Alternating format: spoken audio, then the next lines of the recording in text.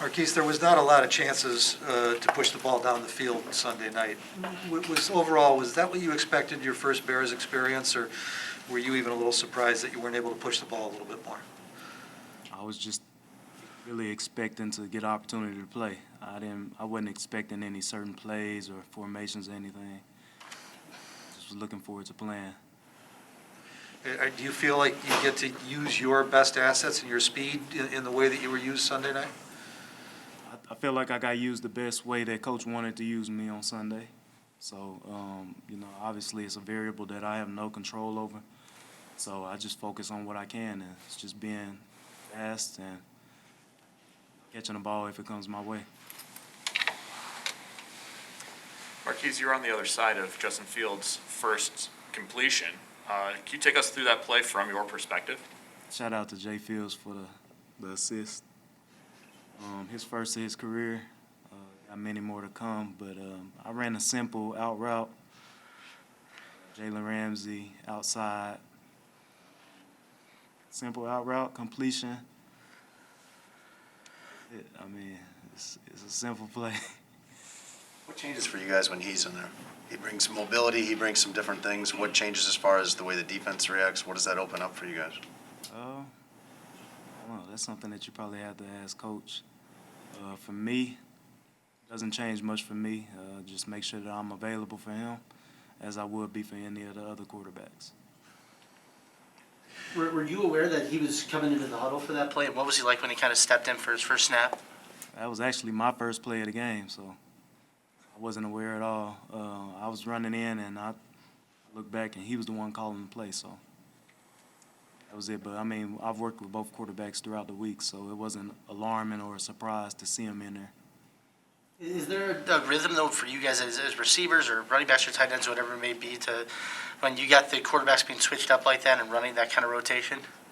Me, honestly, I've been in situations where I've caught 4 different touchdowns in 1 year from 4 different quarterbacks, so I'm kind of used to the switch up. Maybe timing on certain plays, but for the most part, we all work together throughout the week, so it's not really too much of a rhythm change.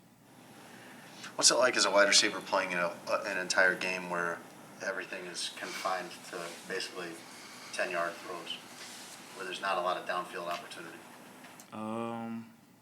It's challenging, but you just got to work with what you're getting. Again, I don't control the plays that are called. I don't control anything but just going out there and doing my job. And, I just do it the best that I know how, fast. Marquise, I can't remember how much you actually saw him, but with a player like Jalen Ramsey out there moving all around, what kind of special challenges does he face, and does it make the challenges of the secondary overall that much more difficult because you've got a unique player out there like You asked it again, my bad. That was a long question. a long one? Yeah, it was actually 2 questions. I'll just ask the first part. No. All right. I can't remember how much you actually saw him, but Jalen Ramsey is obviously a unique player. What kind of special challenges does he present? As you mentioned, he's a unique player, all-pro, Pro Bowler, instinctive, especially in short spaces, and us not running past 10 yards, that fell right into his hand, I feel like. But yeah, yeah. All right, so now when you have a superstar like that out there in the secondary, does it make the challenge of the rest of the secondary that much more difficult, or because it makes it easier on them, or does it give you maybe other spots to try and find a hole? Just give you other spots to try to find a hole. And that's the name of the game, just, finding an open man. Simple as that. You've done kick returns in the past. What did you see from Khalil on his first kick return where he broke it? I think it was like 50 yards. Oh, I thought he was going to the crib. What you think? I did too. I thought he was going to the crib at first. At first, I'm like, bro, why he bring it out? In my head, I'm like, oh, he finna go to the crib. Maximize on his opportunities when he got into the game. It was good to see. I see him getting extra catches before practice, during the periods, and it's good to see him have some success in his first year. So look forward to seeing what he'll do this week. Being a veteran, has he kind of picked your brain on maybe kick returns? Yeah, he's asked about fielding it because he was